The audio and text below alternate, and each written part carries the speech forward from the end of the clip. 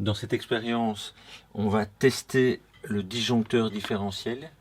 Donc ici, on voit des disjoncteurs classiques qui déclenchent en cas de court-circuit ou de surcharge sur une ligne, si on fait tourner trop de machines consommatrices de courant en parallèle sur la même ligne.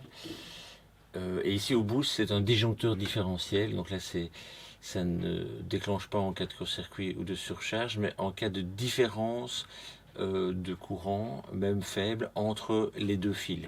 Donc ça détecte les courants de fuite quand le courant qui part, on va dire, par un fil ne revient pas par l'autre. Donc celui-ci, il déclenche à 30 milliampères. Donc c'est assez sensible. On va d'abord tester avec un courant encore plus faible et le disjoncteur ne va pas déclencher. Le disjoncteur différentiel ne va pas déclencher.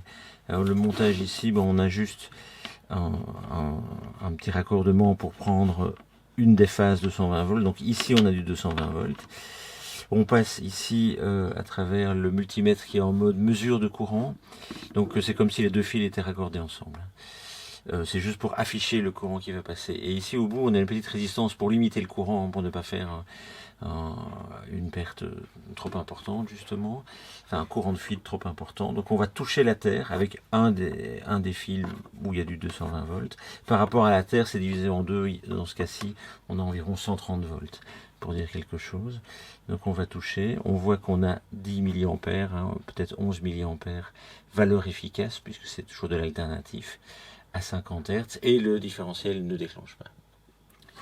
Maintenant on va changer de résistance. Ici on a une résistance qui va produire juste un peu plus que 30 milliampères. La résistance est 3 fois plus faible, et là ça va déclencher. Voilà. Alors pour réenclencher, en fait, il suffit de remonter le disjoncteur différentiel.